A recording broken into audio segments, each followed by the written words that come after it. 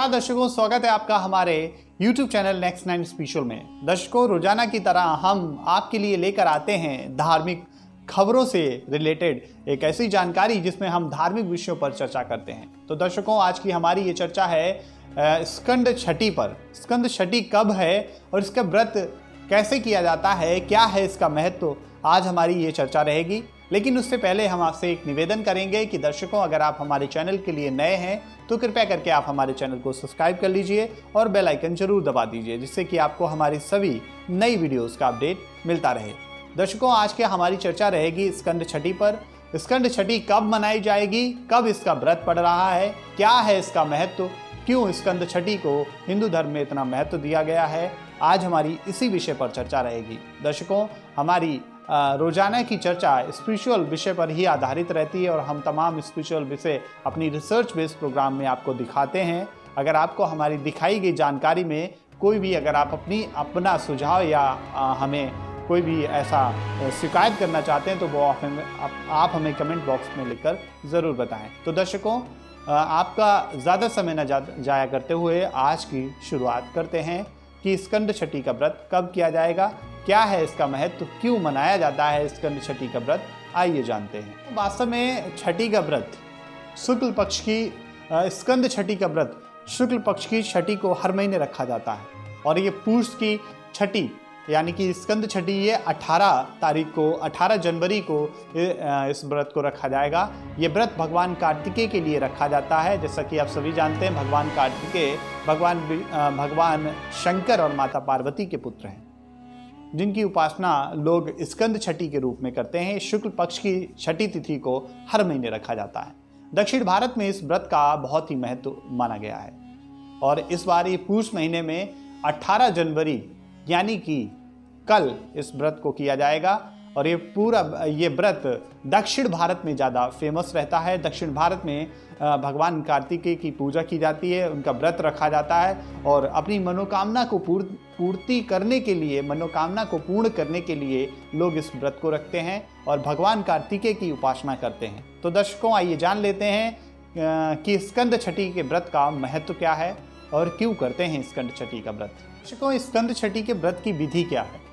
तो आपको क्या करना है, आपको सुबह सुबह उठकर आप सुबह जल्दी उठिए, सूर्योदय से पहले आपको स्नान करना है, आपको पूरे घर की साफ सफाई करनी है और फिर उसके पश्चात आपको स्नान आदि करके क्या करना है, आपको माता गौरी और भगवान शिव के साथ भगवान कार्तिकेय की मूर्ति की स्थापना करनी है और फिर उसके बाद आपको अक्षत, धूप, हल्दी, चंदन, कलावा, इन तमाम जो पूजा की सामग्री होती है उसके साथ भगवान कार्तिकेय का, भगवान शिव का, माता गौरी का पूजन करना है और उसके पश्चात आपको भजन कीर्तन के साथ संध्या काल में आपको फलाहार करके इस व्रत का क्या करना है, इस व्रत को आपको संकल्पित करके इस व्रत का आप पूरा का पूरा आप विस्तारित कर सकते हैं। इस व्रत को आप पूरा कर सकते हैं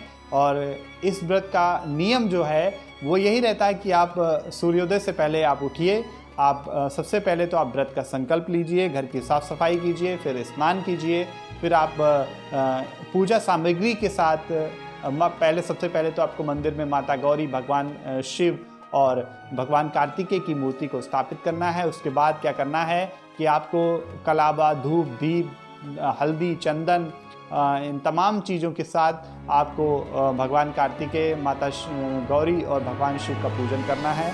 उसके बाद शाम के समय संध्या काल में आपको भजन कीर्तन आरती के साथ इस व्रत को पूर्ण करना है और इस व्रत को और भगवान कार्तिकेय से ये प्रार्थना करनी कि आज का आपका व्रत पूर्ण हुआ है और अगर कोई गलती हुई है तो उसका क्षमा बंधन करना है आपको और फिर इस व्रत को आप तोड़ सकते हैं और फलाहार कर सकते हैं। तो दर्शकों, ये इस व्रत की विधि थी।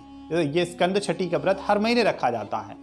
अगले महीने में 17 फरवरी को रखा जाएगा, उसके बाद 18 मार्च को, फिर ऐसे धीरे धीरे ये हर महीने ये व्रत आता है और इस शुक्ल पक्ष की छठी तिथि में ही स्कंद व्रत रखा जाता है और ये व्रत भगवान कार्तिकेय से ही संबंधित होता है। भगवान कार्तिकेय, जैसा कि आप सभी जानते हैं, माता गौरी और भगवान शंकर के पुत्र हैं और उनको खुश करने के लिए ये व्रत रखा जाता है।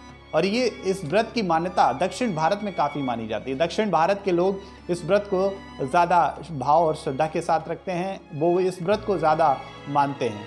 और इस व्रत में एक चीज़ होती है कि आपको शाम के वक्त ही फलाहार करना होता है और शाम के वक्त ही आपको आरती और भजन करना होता है। उसके बाद इस व्रत की आपको समाप्ति करनी होती है और भगवान से ये आपको प्रार्थना करनी होती है कि आपका आज का व्रत संपन्न हुआ और आपको वो इस व्रत का फल दान करें। तो दर्शकों, स्कंद छठी का व्रत आपको इस तरीके से रखना है, ये पूजा की विधि थी।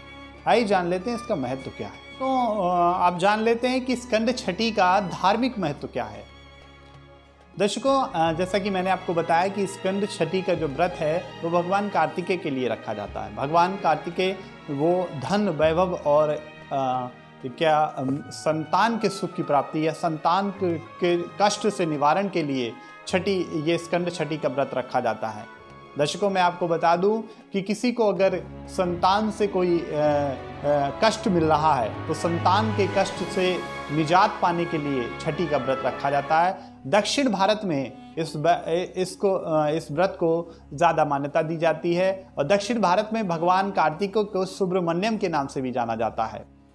दक्षिण भारत में इस व्रत की ज़्यादा परंपरा है। धार्मिक महत्व यही है कि ये व्रत धन, वैभव और संतान के कष्ट से निवारण के लिए रखा जाता है। और इस व्रत को कहते हैं कि इस दिन भगवान कार्तिकेय ने किसी राक्षस का वध किया था और छठी शुक्ल पक्ष की छठी को ही किया था। तो इस व्रत को इसलिए भी रखा जाता है और धार्मिक मान्यताओं के अनुसार इस व्रत में भगवान कार्तिकेय की उपासना की जाती है, उनसे प्रार्थना की जाती है कि उनके जीवन में धन वैभव की कमी ना रहे और संतान से अगर कोई कष्ट मिल रहा है तो उससे भी लोगों को निजात मिल सके। तो स्कंद छठी का व्रत इसलिए भी रखा जाता है। तो कैसे हुआ भगवान कार्तिकेय का जन्म? भगवान कार्तिकेय का जन्म हुआ? भगवान, जैसे कि आप सभी जानते हैं, भगवान कार्तिकेय माता गौरी और भगवान शंकर के पुत्र हैं। तो भगवान कार्तिकेय का जन्म कैसे हुआ, दर्शकों आइए जान लेते हैं। कुमार कार्तिकेय के जन्म का वर्णन हमें पुराणों में ही मिलता है। जब देवलोक में असुरों ने आतंक मचाया हुआ था तब देवताओं को पराजय का सामना करना पड़ा था। लगातार राक्षसों के बढ़ते आतंक को देखते हुए देवताओं ने भगवान ब्रह्मा से मदद मांगी थी। भगवान ब्रह्मा ने बताया कि भगवान शिव के पुत्र द्वारा इन 3 असुरों का नाश होगा, परंतु उस काल चक्र में माता सती के वियोग में भगवान शिव समाधि में लीन थे। इंद्र और सभी देवी देवताओं ने भगवान शिव को समाधि से जगाने के लिए भगवान कामदेव की मदद ली और कामदेव ने भस्म होकर भगवान भोलेनाथ की तपस्या को भंग किया। इसके बाद भगवान शिव ने माता पार्वती से विवाह किया और दोनों देवदारू वन में एकांतवास के लिए चले गए। उस वक्त भगवान शिव और माता पार्वती एक गुफा में निवास कर रहे थे। उस वक्त एक कबूतर गुफा में चला गया और उसने भगवान शिव के वीर्य का पान कर लिया, परंतु वह उसे सहन नहीं कर पाया और भागीरथी को सौंप दिया। गंगा की लहरों के कारण वीर्य 6 भागों में विभक्त हो गया और इससे 6 बालकों का जन्म हुआ। ये 6 बालक मिलकर 6 सिर वाले बालक बन गए।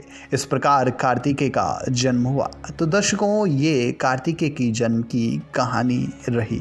तो दर्शकों, ये था स्कंद छठी से संबंधित हमारी ये जानकारी और हमने आपको बताया कि क्यों स्कंद छठी का व्रत मनाया जाता है, क्या है इसका धार्मिक महत्व और भगवान कार्तिकेय की जन्म की कहानी हमने आपको बताई। दर्शकों, अगर आपको हमारी ये वीडियो पसंद आई हो तो कृपया करके आप ज़्यादा से ज़्यादा लोगों तक हमारी इस वीडियो को शेयर कीजिए, हमारे चैनल को सब्सक्राइब कीजिए और बेल आइकन जरूर दबा दीजिए, जिससे कि आपको हमारी सभी नई वीडियोज़ का अपडेट मिलता रहे। दर्शकों, मुलाकात होगी अगले कार्यक्रम में। तब तक के लिए मैं आपसे विदा लेता हूँ।